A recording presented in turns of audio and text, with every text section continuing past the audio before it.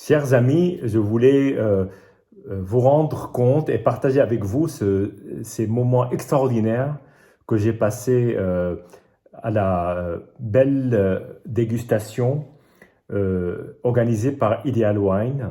On ne peut pas trouver un meilleur titre. Elle était belle, c'était une dégustation bien évidemment. Il y avait un choix de vignerons, de châteaux, avec évidemment une belle part au château bordelais, mais pas que. On a pu voyager dans la Loire, dans le Rhône, y compris en Argentine, l'Italie. Donc c'était un grand panorama presque mondial, en plein mondial du vin. Et c'était un vrai plaisir. Alors ça se déroulait dans le cadre assez somptueux de l'hôtel particulier qui s'appelle France Amérique, que vous avez peut-être déjà vu si vous êtes promené à Paris, qui se trouve avenue Franklin Roosevelt, du côté de la Seine. Et le cadre est absolument stupéfiant. Et on ne pouvait pas rêver ni d'un plus beau cadre, ni d'une plus belle organisation, parce que malgré le fait qu'il y avait quand même, évidemment, les gens se sont bousculés pour y aller, mais même si c'était sur invitation, mais cela dit, on a pu facilement déguster ce qu'on voulait, sans attente, à tout instant, voilà.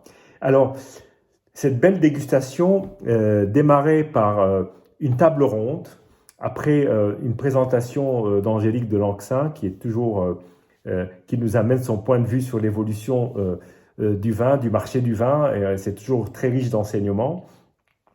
Et nous sommes passés à une table ronde à laquelle participaient Gabriel Lepouzet, qui est aujourd'hui, on va dire, une sommité en tout ce qui est...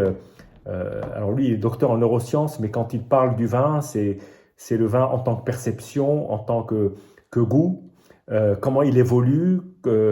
Je pense qu'il est d'une telle pertinence, il faut l'avoir écouté au moins une fois dans sa vie. N'hésitez pas à rechercher des vidéos de lui, c'est passionnant. À côté de lui, il y avait Hervé Gestin, qui est vigneron dans une grande maison de champagne qui s'appelle Leclerc Briand, qui est en biodynamie, très intéressant. Et en face aussi, il y avait Saskia de Rothschild, des domaines Lafite Rothschild, entre autres. Voilà ce qu'on appelle les domaines barons de Rothschild, qui ont évidemment cette propriété Lafite, mais aussi des propriétés en Saint-Émilion et également dans le Sauternes. Voilà.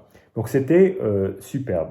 Alors, à la sortie de ce magnifique table ronde, tout le monde avait soif. Alors, à la sortie, il y avait un magnum de champagne qui nous attendait. Et ce magnum venait de la maison Leclerc-Briand.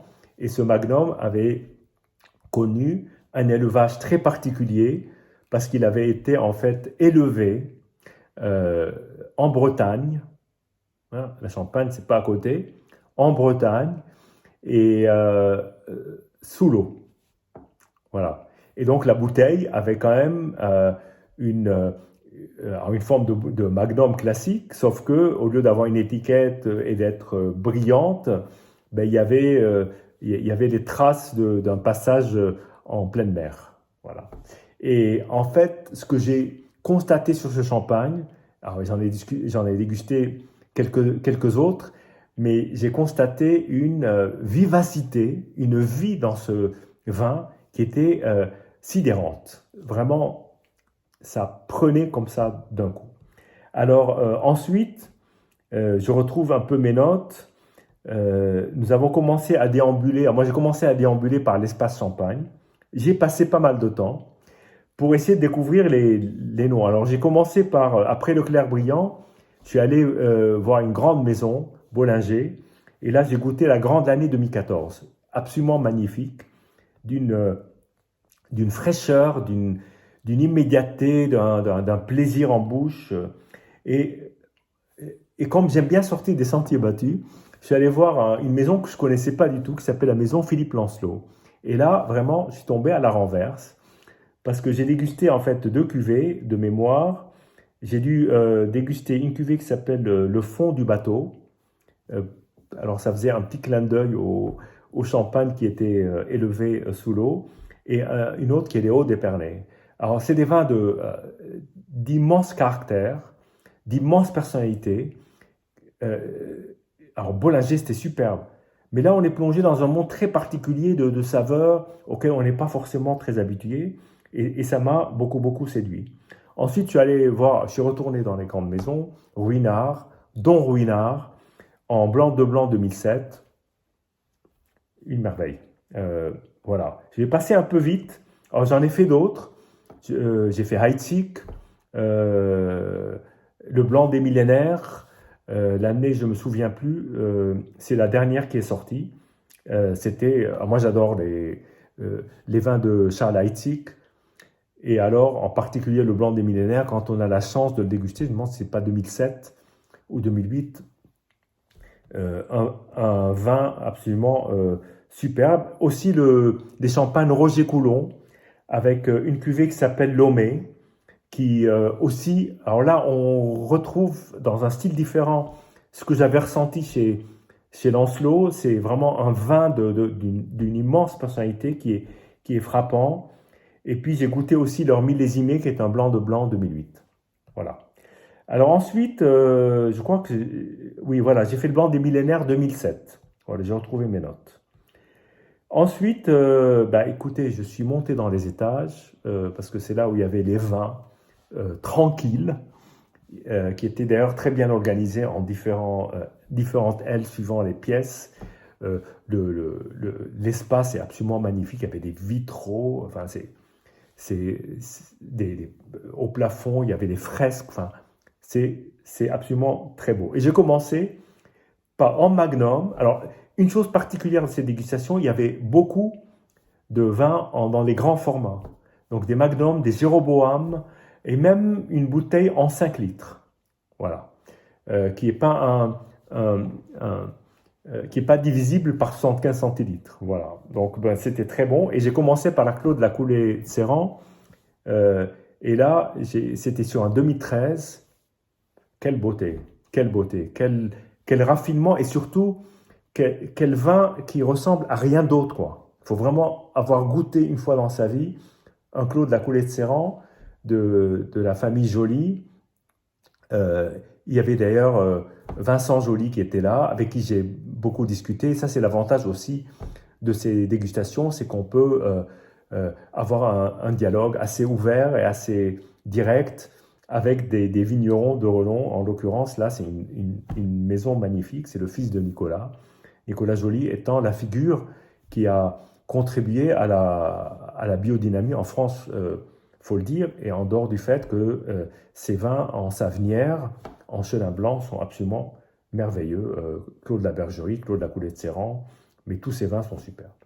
Et alors, j'ai traversé j'ai envie de dire le village bordelais, bourguignon, etc. J'ai tracé tout droit parce que je voulais aller chez Pierre-Jean Villa. C'est un domaine que j'aime beaucoup. J'ai déjà parlé sur ce canal du Fond-Jean qui m'avait scotché.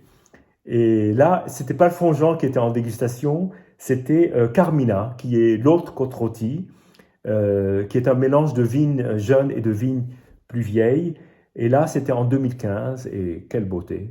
La côte rôtie telle qu'on l'aime, parfumée, cassis, poivrée, luxuriante en bouche, savoureuse, je ne sais pas quoi vous dire, voilà. Et donc, j'ai goûté ça. Et à côté, il y a un domaine que j'aime bien, toujours en Rhône, mais dans le sud. Donc, j'ai fait un petit voyage, et ça a été le Vieux Donjon. Et c'était intéressant parce qu'il y avait le Vieux Donjon en 2020, donc peut-être le dernier millésime qui est sorti, et le même Vieux Donjon en 2010, sur des années avec des profils peut-être un peu similaires. Donc ça laisse imaginer comment ces vins-là peuvent évoluer sur 10 ans. Et c'était fabuleux, fabuleux, fabuleux. Pour moi, c'est l'expression, le Vieux Donjon, c'est un château neuf dans sa pure splendeur. Je crois qu'il y a 70% de Grenache et 30% sur du Mourvèdre, de la Syrah peut-être, et je ne sais pas si c'est du Cinsault, je crois que c'est ça. Je ne veux pas dire de bêtises. Mais en gros, cet assemblage est à peu près stable sur les années. Donc le 2020-2010, on a un profil d'assemblage comparable. Le 2010 était en Magnum, ce qui était bien, parce que c'est un vieux millésime, et donc ça vieillit mieux. Et c'était incroyable de voir comment la maturation, les arômes avaient évolué avec le temps, et c'était vraiment une beauté. Et puis là, j'ai fait, avant d'aller attaquer la zone bordelaise, je me suis arrêté chez Emilio Pepe, dans les Abruzzes. Là, on est en Italie. Et Emilio Pepe, c'est peut-être d'ailleurs l'étendard de toute cette région, parce que c'est effectivement un domaine qui rayonne mondialement. Et là, évidemment, j'ai goûté ces Montepulciano. Et je me suis arrêté sur les 2018 et les 2002 pour voir effectivement comment ça évolue. Et ce sont effectivement des vins à énorme potentiel, qui sont plus sur des fruits un peu confiturés, un peu bruts parfois, avec des sensations en bouche qui sont très différentes d'où je venais 5 minutes avant ou 10 minutes avant avec les Rhône Nord et Rhône Sud. Mais en tout cas, chapeau, c'est une maison qui fait des vins superbes. Alors du coup, j'ai fait un petit saut dans le blanc et j'ai goûté leur vin blanc qui était en 2019 et c'était magnifique. Alors, je suis revenu dans le Rhône Nord tant que j'étais dans les blancs et je suis allé chez Chapoutier et j'ai goûté le Méal en blanc en 2014 qui était servi alors je ne me souviens plus si c'était en Magnum je crois ou en Jéroboam, je crois que c'était en Magnum. Et là, stupeur, vraiment, donc c'est de la Marsanne, je crois que c'est 100% Marsanne. Chez Chapoutier d'ailleurs dans les cuvées d'Hermitage, ils peuvent utiliser de la Marsanne, de la Roussanne, mais sur ces terroirs, ils utilisent 100% de Marsanne. Et là, 2014, un beau profil d'un vin extrêmement direct, qui trace bien, qui est sur les arômes frais de pommes, de poires, de parfois un peu de silex. C'était super beau. Et puis, il fallait bien que je continue dans les blancs. Et là, j'ai fait un pas en Bourgogne. Et je suis tombé nez à nez avec le stand de Louis Latour, avec le propriétaire qui vient de nous quitter. Ça a été un grand moment de tristesse en Bourgogne et une grande solidarité d'ailleurs des vignerons à l'annonce de son décès, parce que c'est une personne très influente qui était encore dans la force de l'âge, qui a beaucoup fait pour les vins de Bourgogne, et en particulier à les Hospices de Beaune il y a à peine 2-3 jours. D'ailleurs, c'était le lendemain, et il y a eu un hommage unanime je crois que son nom, c'est Louis Fabrice Latour, si je ne veux pas dire de bêtises. Et là, j'ai goûté un Courton Charlemagne 2016. Je vous dis là, c'était une splendeur, une telle concentration et un tel plaisir en même temps. J'ai envie de dire, c'est la belle côte rôtie en blanc. C'est-à-dire qu'il y a ce plaisir en bouche, il y a ce beau profil très, très fruit, très... c'est pas un vin intellectuel, mais c'est un vin tellement savoureux et d'un profil aromatique absolument magnifique. Alors vous savez quand même, Courton Charlemagne sont des vins souvent inaccessibles. Alors les vins de Louis Latour sont plus accessibles. Et là, Jeune 2016, c'est franchement très beau. Je ne peux pas vous dire mieux. Et puis là, évidemment, la tentation, c'était juste en face. Il fallait que j'aille faire un tour au château Lafite Rothschild. Et le vin qui était en dégustation, en Magnum, c'était un 2002. Et donc, j'ai dégusté le 2002. Voilà. Et donc, j'ai profité de ce moment pour faire une dégustation dans les conditions du direct. C'est le seul vin que j'ai dégusté en direct, comme c'était l'invité d'honneur de la belle dégustation d'Ideal Wine. Voilà, je lui dédie ce petit moment, une petite minute de dégustation en direct.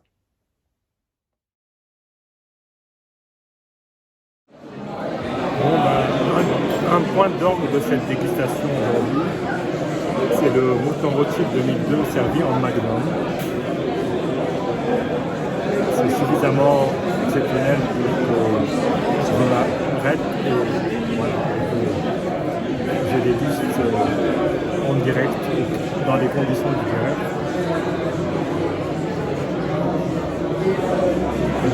Magnifique nez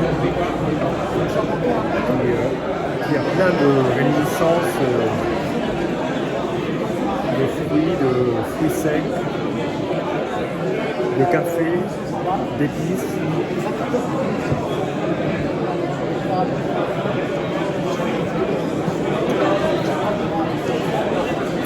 Une magnifique profondeur, un côté presque un peu salin, des tanins d'une rare pureté. Voilà, c'est un très très beau vin. Petit point d'or pendant la dégustation. Ensuite, j'ai été comme j'étais dans le pavillon bordelais, il fallait bien que j'en goûte plusieurs.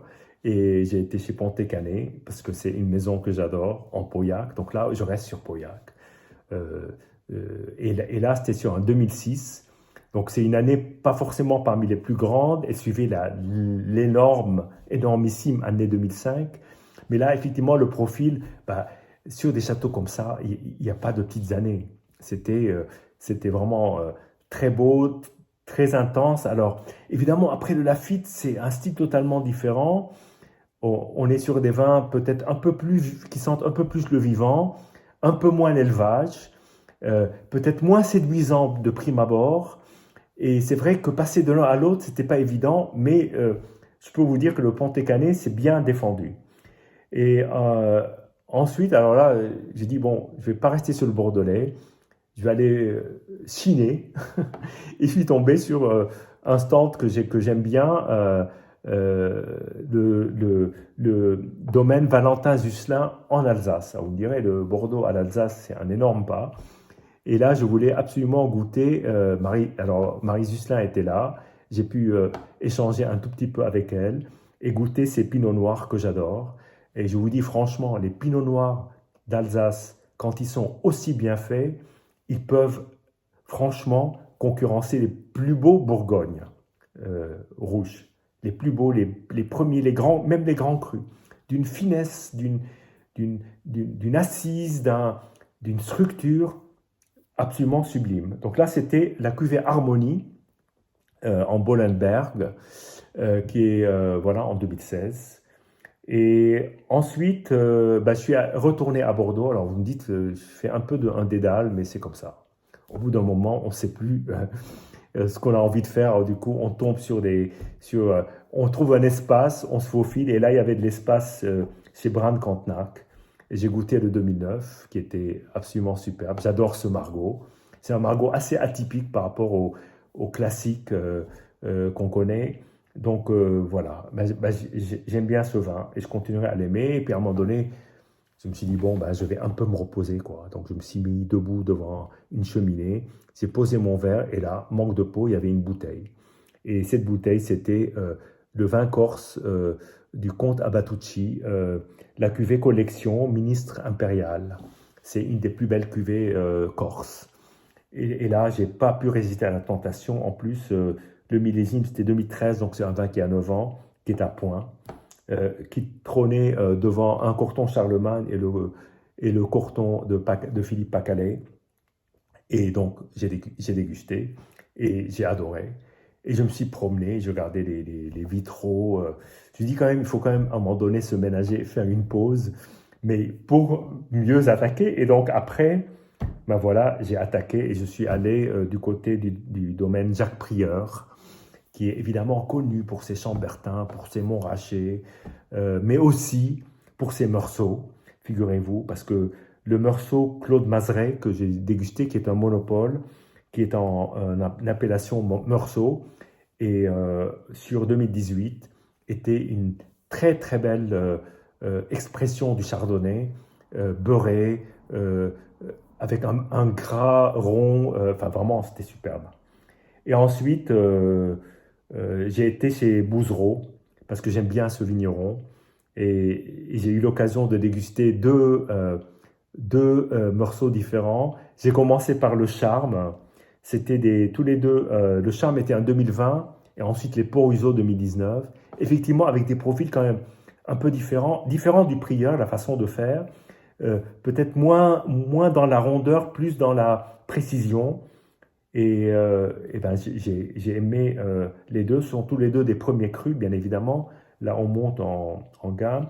Et là, j'ai croisé le vigneron Philippe Pacalet et j'ai eu l'occasion d'échanger avec lui, qui est un personnage euh, haut en couleur et un grand vigneron, un grand faiseur de vin, parce qu'il ne s'arrête pas à la Bourgogne.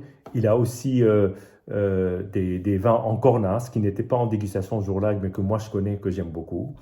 Voilà, donc j'ai goûté son Corton-Bressande qui était absolument superbe. Voilà, après, j'ai un peu déambulé. En face, il y avait le domaine Bertagnin, qui est un très très très beau domaine, voilà, euh, qui est situé à Vougeot, donc on ne peut pas être plus proche du Clos. Et ils ont un vin en premier cru qui s'appelle le Clos de la Perrière, qui est un monopole. Et là, j'ai dégusté leur 2018 ou 2016, qui était une splendeur. Alors moi, j'adore le Clos de la Perrière. J'ai déjà eu souvent l'occasion de le déguster. Et c'est toujours un plaisir. Je crois que j'ai même dégusté ce même millésime une fois avant, mais je ne résiste pas à l'envie de déguster. Et puis ensuite, j'ai été un peu plus loin. Je suis redescendu dans le Rhône sud. Et là, je suis arrivé sur le coin Beaucastel. Beaucastel, c'est... Quand on dit Châteauneuf, il est difficile de faire l'impasse sur ce magnifique château qui cultive tous les cépages dans son Châteauneuf classique. Et là, j'ai dégusté dans l'ordre un hommage à Jacques Perrin, qui est la grande cuvée du domaine emblématique, en 2014, en Magnum. Alors, il faut savoir que c'est un vin très particulier dans le paysage, parce que c'est un vin qui a été voulu par la famille Perrin comme étant 70% Mourvèdre, ce qui en général est plutôt un espace dédié au Grenache. Là, en l'occurrence, c'est 70% Mourvèdre, et c'était vraiment absolument magnifique. Et ensuite, j'ai goûté le Beaucastel, lui, qui est un assemblage je crois qu'il y a 13 cépages à l'intérieur, y compris des cépages blancs. Et là, c'était sur la magnifique année 2007. Autant vous dire que là, effectivement, il valait mieux les faire dans cet ordre-là, parce que 2014 aurait eu peut-être plus de difficultés à passer derrière tous les arômes très évolués, euh, euh, très noirs presque du 2007, où on va sur de la truffe, sur du plus sanguin, voilà, plus. Euh, voilà. Ensuite, on m'a fortement conseillé d'aller goûter les vins de Chevalier. Moi, j'adore les vins de Chevalier, mais le 2004, il y avait du blanc, mais il n'y en avait plus. Donc là, du coup, j'ai pas été assez rapide. Mais le rouge en 2004 était peut-être un des coups de cœur de ce soir, très franchement. Un des coups de cœur, parce qu'il est... Bon, on est en grave, Pessac-Léognan, et, et arriver à émerveiller un dégustateur, un amateur comme moi, après tant de vins, j'ai pas compté, j'ai pas fait le compte, mais on est peut-être dans les 20, dans les 20, la vingtaine de vins, et là, c'est super. Et puis j'ai fini la soirée sur... je crois que j'ai fini là-dessus, sur Léoville-Barton. Je voulais pas y aller parce que à chaque fois je goûte Léoville-Barton, j'adore. Et puis je me suis dit, bon, comme je connais, c'est peut-être mettre mes priorités ailleurs. Et là, effectivement, en Bordeaux, j'ai terminé sur Léoville-Barton 2015. C'est vrai que c'est super. C'était la fin de la soirée, il fallait se dépêcher. Et là, c'était la peine de se dépêcher. Très classique, très pur, très beau, très bien profilé. Et ensuite, comme il me restait un tout petit peu de temps avant la fermeture, j'étais du côté de l'Argentine, retourné à côté de Emilio Pepe.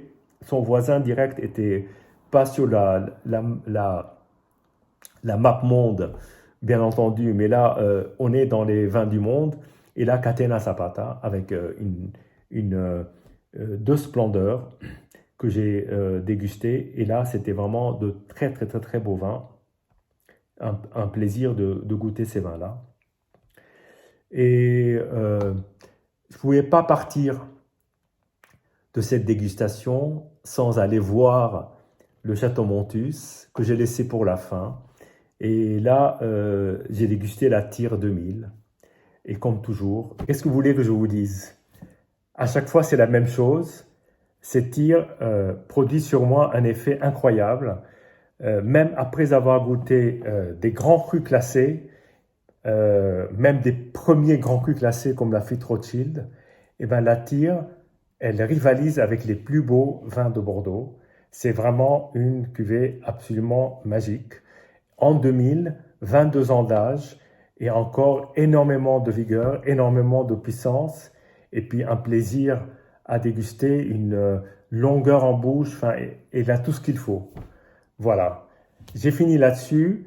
C'était une soirée absolument extraordinaire.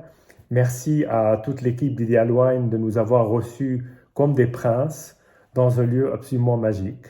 Et puis voilà, d'avoir pu déguster et surtout échanger à la fois avec des amateurs passionnés comme moi, mais aussi avec quelques vignerons qui sont venus partager leur cuvée avec une très grande générosité.